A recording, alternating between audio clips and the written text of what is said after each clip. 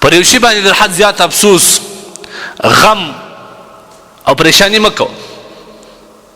آه ویلا او فریاد او چیغې او بغارې مه وه خدای نه خسته ستا دغه فریاد دغه غم د الله پر فیصله باندې ناراضګي ونه ګرځېږي ما او تا د خپل رب یو د رب پر هره فیصله باندې ما او تا قادر دغه قناعت کو خوشحاله به یو کیدای سي انسان عاجز دی اظهار د غم منع نه دی اظهار د پریشانی منع نه دی لیکن دومره غم دومره آه ویلا او دومره فریاد چې هغه خدای نه خسته د الله پر فیصله د ناراضګۍ سبب ونه ګرځېږي دومره غم مکه الله سبحانه وتعالی تا ته یو مقدر کړی و ستا د لاسه ووته یا الله سبحانه وتعالی تا ته یو قیمتي شی در کړی و ستا د لاسه ووتي یا یو چا په زور درڅه واخیست یا یو چا ستا پر مال او پر کور په جایداد باندې غلبه وکړه غصب یې وکړي په زور یې درڅه واخیسته ډاکه یې ورباندې وکړه غلا یې وکړه خو در حد زیات مه پریشان کړه مال دې ور واخیسته غرق سو په اوبو کې یا دې یو قریب مړ سو یا دې پلار مړ سو یا دې بچی مړ سو پر دې باندې در حد زیات افسوس و غم مه کوه ځکه الله سبحانه وتعالی قرآن کې موږ ته وایي ولنبلونکم بشیء من الخوف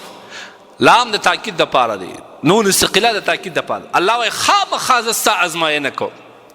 الله پر څه شی کوي من الخوف والجوع الله وایي ویره در باره سم بناس یو دم به زما د طرف څخه سخت بادونه راسي ورځ به په شپه بدله سي مځکه به زلزله شورېدل شروع کړي ته څه کوې والجوع الله وایي پیسې به مې در کړي په کور کې به دې په پارسلانو اوړه پراته وه لیکن اوس دومرې شی په کور کې نشته چې خالی ماښام ته پوخ کړي ستا بیبي پیغور در کوي ماشومان در باندې ژاړي دلبر ونقص من الاموال ښه مال و دولت یې درلودې پیسې و جایداد درلوده د خارج سره کاروبارونه وه الله پاک جل جلاله ازماینه راله ټول مال دې ختم سو څه کوې والانفس پلار دې و قریبان دې وه زوی دې و اولاد دې وه ښه سره جمع واست په کور کې اجتماعي ماحول خدای نه خسته پلار دې ولاړې مور دې ولاړه قریبان دې ولاړه ورور دې ولاړه ته څه کوې الله وایي دا ازماینه زه کوم وبشر الصابرين الذين اذا اصابتهم مصيبه قالوا انا لله وانا اليه راجعون هغه کسان ته چې مصیبت ورسېږي انا لله وانا الیه راجعون وایي الله وایي دې کسانو ته د زما د طرف څخه زیری یو باچا چې یو چا ته زیری ورکوي خلک څه نور ته خوشحاله دا رب الارباب دی دا د باچاهانو باچا ذات دی دا د هغه طرف څخه بشارت دی خوشخبری ده نو لہذا چې غم در باندې راغلی صبر وکړه دا کلمات ډیر وایي انا لله و انا الیه راجعون بخاری شریف روایت دی الله جل جلاله فرمایي چې الله فرمایي چې د بنده پر دغه کلمات چې انا لله و انا الیه راجعون دی وایي زما سره بله بدله نسته ما سوا د جنت چې په دنیا کې دته مصیبت راغلی او د انا لله و انا الیه راجعون ویل الله وایي د دغه بنده دپاره زما سره بل اجر نسته بله بدله نسته سوای د جنت الله وایي ورکوم قرآن کې الله وایي انما یوفى الصابرون اجرهم بغیر حساب بې له حساب اجر ورکوي په حساب به نه دا ډېر غټ ثواب دی لہذا در حد زیات افسوس مه کوه د آینده دپاره پلان جوړ کړه د مستقبل دپاره نور پلان جوړ کړه لا تحزن على ما فاتک پر تیر سوي باندې مه پریشانه کېږه د آینده دپاره ځان دپاره پلانونه جوړ کړه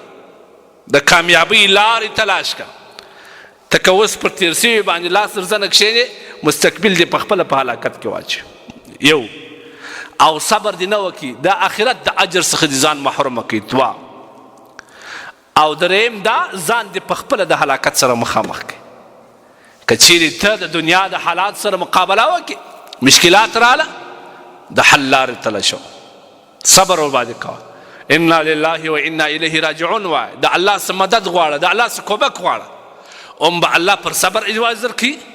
د الله پر نصرت باندې به دې الله نصرت کوي پر انا لله و انا الیه راجعون باندې به نبی علیه الصلوة والسلام هغه روایت دی چې الله وایي زما سره بغیر د جنت بله بدله نه څه دا بدل کوي دا څه دي چې یوه بنده ته کښېنې یاره داسې خوله دې کږه نیولې صحیح د غم وکړه غم ممانعت نشته اوښکه توی که د اوښکه ممانعت نشته دومره غم دومره پریشانی چې هغه ستا د هلاکت ذریعه وګرځېږي دغه په شریعت کې منع دی بس ټول ځان او مال او ټول ژوند زندگی اسباب د الله وبوله هغه رب ته ما او تا ټول ځو دا کلمات همیشه استعمالوي حدیث کې راځي نبی علیه الصلوة والسلام د شپې ناست نبی کریم صلی الله علیه وسلم ته څراغ لګېدی هغه څراغ مړ سو نبی علیه الصلوة والسلام انا لله و انا الیه راجعون صحابي پوښتنه کوي چې یا رسول الله دا غم و مصیبت باندې ول کېږي نبی علیه الصلوة والسلام وایي بنده ته چې هر څومره لږ غم ورسېږي الله پاک جل جلاله هغه ته پر دې غم باندې اجر وکړي دا څراغ بندېدل توره شپه جوړېدل دا هم بنده ته یو قسم مصیبت دی که دی پر دې صبر وکړي او انا لله و انا الیه راجعون وایي الله پر دې باندې اجر وکړي نو چې جای چې ستا بچی مړ سي چې جای چې تا ته مالي تاوان ورسېږي چې جای چې تا ته نور مشکلات ورسېږي که ته پر هغه صبر وکړي او دا کلمه ووایې نو به الله څومره اجر درکوي چې پر یوه څراغ او بلب بندېدو باندې اجر سته نو پر هغه باندې